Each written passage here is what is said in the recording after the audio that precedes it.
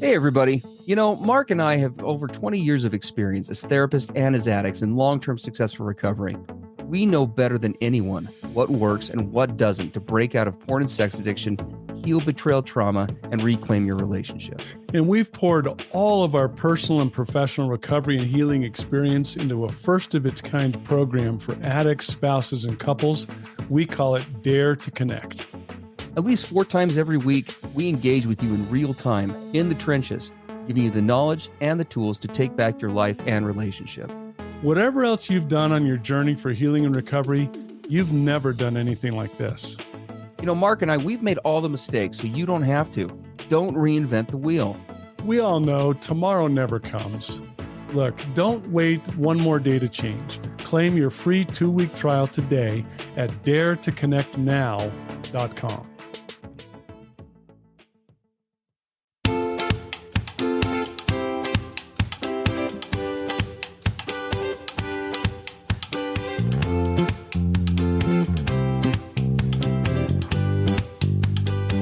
Hey, everybody. I'm Steve Moore. And I'm Mark Castleman. We know the pain and heartbreak of porn and sex addiction. And we know the triumph of breaking completely free. Every day, we help our clients find hope and healing. Join us in the fight to take back your life, your marriage, and be stronger than ever. This is the PBSE Squared podcast.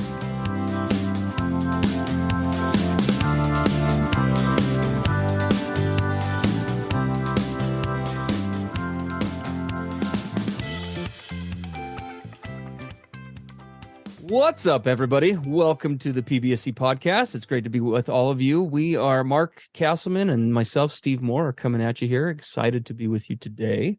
We've got a great episode here for episode 178. Kind of a cool topic. Had a great question come in, and we liked there's a series of questions that were tied to the submission, but we liked the main question so much, we just copied it and used it as the title of the podcast. Is there a statute of limitations on betrayal trauma? Now it's a really good point to bring up, and there's a lot more to it than that. So before we jump into it too much, we're not gonna read the whole submission. It is quite long, but we are gonna read a few bullet points that we took down and give you kind of a basic outline of the scenario. This came from a spouse, referring to herself and her current relationship, and then we wanted to just kind of break this down in kind of a casual manner, Mark and I, and walk through the series of questions that she has at the end. And so with that, I'll go ahead and I'll kind of read through these and we'll dive right into it because there's lots of good stuff here. So this is a couple that has been married for 5 years, roughly. Porn was an issue prior to the marriage, she says. She describes that about a year in, she did find him using it again. And they discussed it. He committed to not using it anymore. He said, he was done. And she kind of considered it resolved at that point. However, and this is important, she didn't realize at the time, but looking back, that's where she identifies she really felt some serious betrayal trauma at that point in time. But she didn't know what betrayal trauma was. Like many of those who are probably listening to this, she wasn't aware of the concept of sex addiction or compulsion or betrayal and how that works. And so she kind of subliminated it, kind of shoved it under the surface. But she found that over the years, it did affect her quite a bit. And that kind of came to a head. What kind of brought this all to a head was about a month ago. She caught him watching videos on various media platforms, even though he'd agreed not to. So YouTube and that kind of thing. And even though he did not consider the videos to be problematic, she definitely classified them as what she would call soft porn. Definitely seeking after, some sort of an arousal element, looking at, stuff that is really edging and pushing the boundary, sexually satisfying type material. And when she confronted him about it, he said, okay, you caught me. And turns out he'd been watching those for a while. And so they had a long discussion about it. And for her, this kind of brought all of this prior, not just trauma not just trauma from this second occurrence was brought up, but her brain just kind of started to click all the links together about how she's been living in fear in a really dysfunctional way for quite a while. Over the years, for example, since that first event, she's looked back and she's realized she hasn't really made many friends. She doesn't make many friends. And as she put it, even the friends that she does make, she's really careful not to bring them around because she, doesn't want something to happen with him being triggered somehow or something inappropriate happening. So she's been living in a pretty high state of hypervigilance. And that's and again, this, she didn't really notice all this till this came up to a head about a month ago. And then she kind of concludes with that initial question, is there a statute of limitations on betrayal trauma? And then she also said, is it something we need to keep talking about? How do I know if I am okay now? And does everyone need to do a full disclosure? Because I'm not sure if I would even want to know. So it's kind of a really good series of questions here. Yeah. I'm stoked to tackle these. Well, and I really liked her question, is there a statute of limitations? And in the title of our podcast, actually, when you were talking, Steve, I added another word to the title. So now the title says, is there a statute of limitations on feelings, betrayal trauma, and disclosure? Oh, good. Very good. Right? Yes. And this statute of limitations is a really important concept, because I will tell you where I was at in my addiction. When I thought that we had, quote, moved past stuff, we had talked about it, we got it out on the table and addressed it, it's now in the past, right? And how many infamous statements do we have in our culture, right? Let sleeping dogs lie. The past is the past, right? To forgive is to forget. I mean, I can think of lots of them that really, by their very nature, and what they overtly or subtly say is, yes, there is a statute of limitations on you continuing to feel certain things or bring up baggage or keep going back to pain or hurt or whatever. The culture says, yeah, there is a statute of limitations. And the response to that is, that's absolutely completely false. There is no statute of limitations. And here's why that's so important. And me, as a guy in recovery, I can remember not so long ago, if I had been listening to a podcast like this and two guys like us, I would have went, oh yeah, great crap. Here, they're giving my partner permission to bring up everything from the past. Here we go. And I can relate to that. And I think it's important to ask, why is that such a big issue for us as guys in recovery or guys in addiction? Let's be really vulnerable and authentic for a minute. Yeah, it's a good point to bring up. Just as our partners bring up their pain from the past and their feelings and revisit this stuff, that also creates pain for us. Yes. I don't want to hear my wife revisit how I betrayed her and how I caused her pain and caused her to feel lonely and unloved and not attractive and comparing herself to all the women around her. I don't want to hear all that stuff regurgitated over and over again. It hurts. And if I'm going to be honest, I get angry and impatient, and why do we have to revisit this? But what am I really feeling? I'm feeling pain. I'm feeling discomfort. I'm feeling awkward. I'm feeling embarrassed. I'm feeling shame. And I don't want to go through that again as a guy in addiction or recovery. No, it's really true. And I think that there's also an understandable fear that for the addict or for the partner that, I remember feeling this way, that there's almost sometimes a feeling of kind of desperation for us addicts of like, oh my gosh, we're never going to be able to move on. If we keep bringing this up, how will we ever move forward? Right. And there's I'd have guys say, a guy's 30 years old, we're going to be talking about this when we're 70. Yes, absolutely. Yeah. Mm-hmm. Well, and that's there's a whole other kind of side discussion. Maybe we'll have to look at a podcast another day of accountability versus apologizing over and over, because they are definitely different. Yes. That's something that we can talk about another time. But those fears are understandable. However, it is important to know, these questions, they do have validity, because when you're looking at things like betrayal trauma, which is trauma, when you're looking at a person's emotions, those things don't carry an expiration date, contrary to what society would tell us. One of the first rules that we talk about, we actually, it's interesting. We're working on this month in Dare to Connect in our program for addicts, spouses, and couples. We do a monthly theme every month in the program, and this month is codependency versus toxic independence versus healthy interdependence. And so we're kind of talking about the whole spectrum of connection. And today we were talking about and got kind of in depth into the traumatic origins of codependency and how much of people's codependency, although not all, oftentimes has roots in one form of trauma or another. And whenever you're talking about trauma, betrayal or otherwise, first rule of trauma work is that, well, one, trauma is in the eye of the beholder, but two, there isn't a time limit to trauma, right? The brain does not. There's that. What's that phrase? Time heals all wounds. Yes. No, it does. It most definitely does not. Not by itself. No way. No, we don't. We may acclimate to pain if just given enough time. We may become more used to it. But like Mark said, if there are not other ingredients involved in that process, right, even though we may become more used to it or adjusted to it, time doesn't heal all wounds. And in some cases, in fact, when it comes to secrecy or lack of transparency, time can actually make trauma worse. That's a great point. And I'm going to say something that's going to probably sound crazy to a lot of people listening. But if we really understand trauma and what it means to heal and what it means to really start to come together to connect and be really intimate and close, we don't want a statute of limitations on feelings, betrayal, trauma, or disclosure.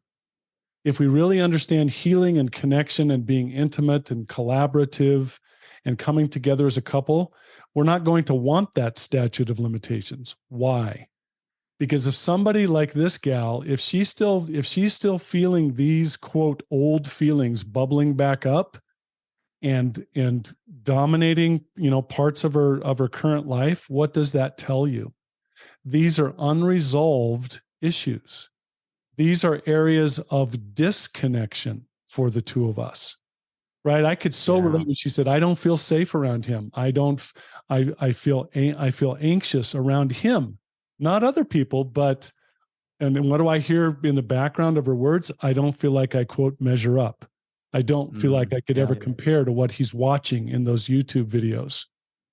And if he's a guy who really wants to have a close, connected, intimate, awesome relationship with this gal, he not only does he not want a statute of limitations on her feelings or her trauma or him disclosing, he actually wants to be leaning in and inviting her to share with him what's still there. Obviously, this is stuff that's still hurting you. Obviously, you're still in pain. Because I care about you and I love you, what I'm hearing as you're expressing all of this, instead of being a pain in my backside, bringing up stuff from the past, I'm recognizing that you're making a bid for connection. You're asking me to lean in and move towards you and help you process this.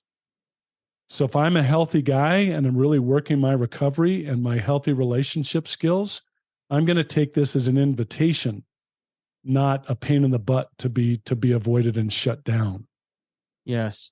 Well, and you mentioned those skills, which are so important, right? It behooves us as addicts in recovery. One of the many elements that we're needing to work on, right, is separating our own self-perception from the reality of other people, working on our shame issues, being able to see ourselves in a balance, right, of the things we need to be accountable for, as well as the good things that are brought to the table. Those sound like really simple characteristics of the average person. But what I just listed off, those three characteristics right there are probably the hardest things for an addict to do. Oh my gosh. Because what would happen when our partners would bring up stuff from the past, as you and I are in, beginning and midterm recovery, the shame would just pour out on us. Oh, here we go again. I'm a loser. I'm a piece of crap. And not just that part, but legitimate painful feeling in your heart. I hurt this woman. Yeah, that toxic mix of guilt and shame. Yeah, guilt and shame. I caused damage to this person I love more than anybody in the world. And I don't want to have that dagger in my heart over and over and over again. So it's normal for us to try to move away from that. But I'm hearing as this gal shared what she's feeling, she's got some major things that are preventing her from being whole, from being fully, happy and fulfilled and connected in her life. And I would hope that this guy would want to know about these things so that he can do his part to lean in and help her heal. Yeah. I don't want a fractured, incomplete, partner that is carrying this, this private pain and toxicity and load. I don't want her to bear all that alone. If I can be a part of this process to heal and come together, I want to. Yes, absolutely. Well, and she, this series of questions that she's got is important. If we look at some of her next questions, right? So she talks about the statute of limitations on betrayal trauma. And then she says, is this something we need to keep? And she put it this way, forcefully talking about. I thought that was an interesting wording, huh? Yeah, it was an interesting way of wording that. And kind of what that means to me. We're obviously interpreting a little here, but that means that these are probably not super fun discussions, right? Yeah. Probably things that she's bringing up less than him. And what we would definitely say to that is something that we should keep talking about. Absolutely. It kind of goes along with what Mark is saying, right? Trauma is the hurts, the wounds that we carry. Here on the podcast, in our individual clinics, on our Dare to Connect program, for addict spouses and couples. I mean, that's our full-time job, is helping couples to find connection with themselves, with their partner, and with those around them. And one of the elements of that is learning how to connect over hard things, right? We are wired in our culture. One of the things that we fight against so much in D2C, for example, is this idea that connection only happens around positive stuff. Yeah. If we have good experiences, or if we're having fun, quote unquote, right? Like if it's enjoyable, that's where we find connection. And that is absolutely not the case, nor do we only find connection through consensus. We talk every day in Dare to Connect about how to find connection in the difficult and in the hard, and how oftentimes not only can you find connection there, but that's where real gains in the relationship are realized, right? It's during that storming phase where we make changes, where we make new resolutions, new commitments. And so, yes, leaning into conversations like that and learning how to do those, both as the addict, learning how to manage and process through shame and translate that into healthy accountability, and also for a spouse to be able to clearly identify what are the things that I need from this conversation so that those conversations are productive and that they don't become, never ending and just repeating over and over with no progress, right? Those are all critical skills in a relationship to building cohesion, to building out the trust, to owning the past so that we can move forward with our future. Yeah. Yeah. And she asked a very important question. How do I know if I'm okay now? Yeah. Right? Because here's what happens to us. I could so feel her words, but also I got a glimpse into his side as well. I mean, I don't know all the particulars, but it sounds like he was honest with her about his pornography use prior to their relationship. And if that's true, good for him for being authentic. It also sounds like when he kind of was back into that pornography about a year into their relationship, she confronted him. And it sounds like he did at least some things to come out of that pornography use. And it sounds like it went, I'm guessing, sort of okay for about 4 years. But now he's slipping back into, the fringe behaviors, the edgy behaviors, not quite jumping into the addiction funnel, but skirting, it's kind of sitting on the funnel with his legs hanging over the edge. And so I hear in all that he's probably kind of gotten himself into a bit of a normalized, maybe a little bit of a complacent track. He's not doing full on big giant pornography and sexual addiction, but he's sort of skirting in the edgy behaviors. And he's sort of gotten into a little bit of a lax attitude about that. And then what she's saying is, I thought I was okay because I just sort of settled into how things were and just figured it's a part of life. And I think I managed it all right. I just kind of coped. Yeah. They're both finding out that probably wasn't true.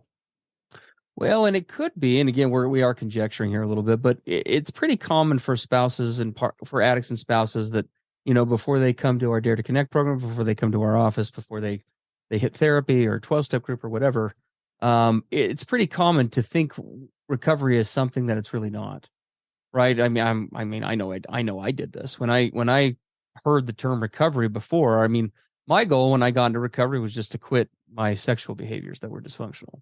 Yep. Right. with porn and sex. That was my goal.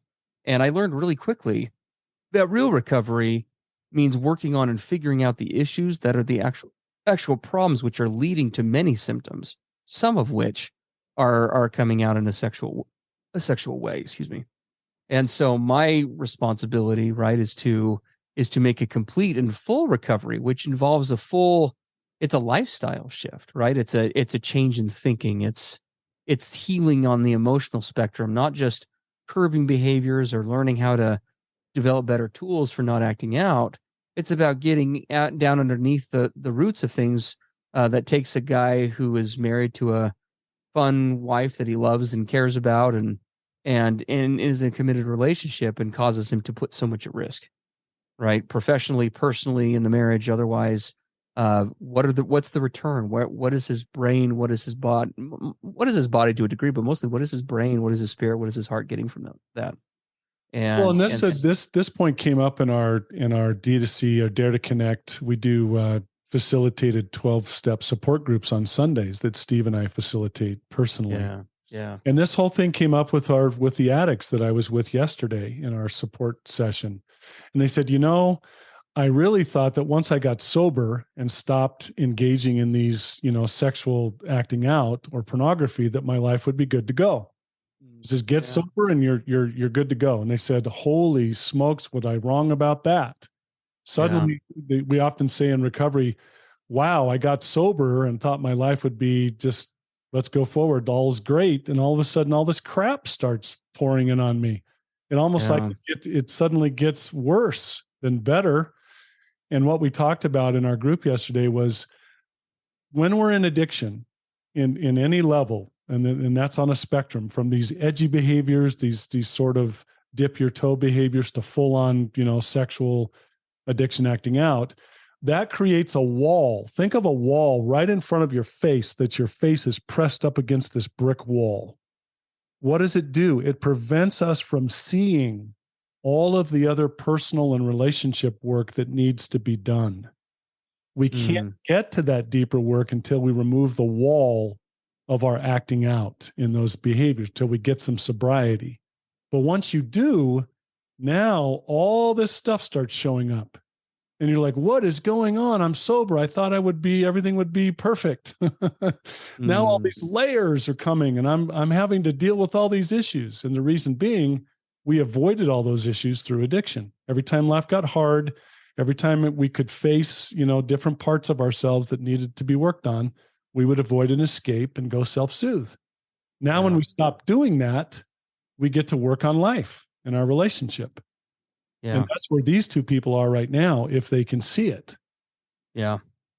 The question, that she asked next, and I know we got to wrap up here pretty quick, but how do I know if I'm okay now? I mean, that's a really difficult question to answer. And the term, I think, okay in this business is kind of a relative one. Yeah. Right. Recovery for both an addict, but also for a partner is usually not linear. And what we mean by that is sometimes it's kind of a battle of 2 steps forward, 1 step back. Right? But what we're progressively wanting to move towards and what we're looking for is to, and she said she resonated with this because we said it on an earlier podcast, is her getting to that point where I don't quote unquote need the relationship, which in turn allows me to choose it. Right. Where I'm in a place where I'm emotionally and mentally independent enough from him and his actions that even though what he does and doesn't do in a relationship, they'll always affect me. I can find worth and value in myself. I can break out of that codependent element sufficiently enough that I can be happy regardless of what he chooses to do. And so that's going to be kind of that litmus test that we're shooting for, but that's not an exact science. That takes a long time. And I don't know that anybody ever truly stays there all the time because we're all human with weaknesses and insecurities, et cetera. Well, and I love that. Am I okay? I love what you said, Steve. Can she have her own internal homeostasis, her own internal peace, her own internal balance, regardless of what he's doing or not doing? That's a big part of am I okay? Yeah. And is she gaining her confidence, being able to speak her truth, being able to hold boundaries, stand her ground, show up as an authentic person in the relationship? That's another part of being okay. Yeah. Yeah, absolutely. So, and then there is one last question, right? Does everyone need a full disclosure? Because I'm not sure if I would even want to know. And the answer to that, I think we would say, is no, not necessarily. Mark and I, as well as we would say anybody who has good training around how to do a formal disclosure, will tell you that the process should be led out primarily by the needs of the partner, by the betrayed. Yes. That's why we do them. We don't do them for addicts. They oftentimes have a really positive benefit on an addict's recovery as they make progress in working on the pieces and the components tied to giving a full disclosure. But that's something we usually recommend. You work out one-on-one with a therapist, giving your own individual situation. And it should be noted that there are many steps on the spectrum between no disclosure and a formal disclosure. Yes. So, there are options to looking to that. So just something to kind of consider. Well, and the other part is, and please be careful of you listening, when we say a disclosure is really for the partner and she gets to decide what she wants to know and what she doesn't. That does not excuse the addict in recovery from disclosure. He should be working through all of those things with his 12-step group, with a sponsor, with a therapist. Everything from his past should be laid out on the table with someone in a very formal process. Now, how much his partner wants to be involved in that and how much she wants to know is up to her. But please don't mishear us when, my partner doesn't want a disclosure, so I don't need to process and put all that stuff out on the table. We're good. No, that's not what we're saying. No, absolutely. Absolutely. But guys, there's so much more to say about this. As always, podcasts are always kind of a restricted environment. We can only cover so much, but we do, as always, value the questions that you guys submit to us. We appreciate your trust in us and giving you informed answers to some really difficult questions surrounding sexual addiction, betrayal, trauma, and the like. We so appreciate all of you. Our podcast actually just got an email within the last minute and a half. Actually, we just hit 500,000 downloads, 500,000 downloads with the podcast. Wow. Pretty major milestone for us, especially about a podcast around this topic. Yes. So this is not exactly the Joe Rogan show. So we just appreciate all of you and your patronage. If you would like to take recovery and healing to the next level, we as always would lovingly invite you to. If you like what you hear on the podcast, you like Mark and I's style, you like our approach to things, then you will love the Dare to Connect program. We are offering still a free 2-week trial on that. We continue to grow by leaps and bounds. We have some major components to the program that we're in the process of adding. We'll give you more updates on those as they come along. We would love to have you come join us. You can find more information about that as well as the free trial at daretoconnectnow.com. And as always, you're welcome to submit questions that you may have that you'd like us to address, albeit probably not as long as you'd like us to, on the podcast at pbsepodcast.com. There's a contact form right down at the bottom. Yeah. All right. Hey, thanks for being with us. We hope all of you have a great day, a great week. And, find those connections, find that inner peace, find your authentic selves in any way you can. And we'll look forward to connecting up with you, all of you, next time. Awesome. Take care, everybody.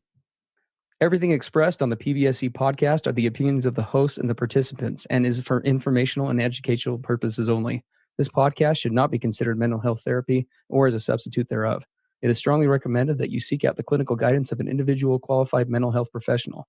If you're experiencing thoughts of suicide, self-harm, or a desire to harm others, please dial 911 or go to your nearest emergency room.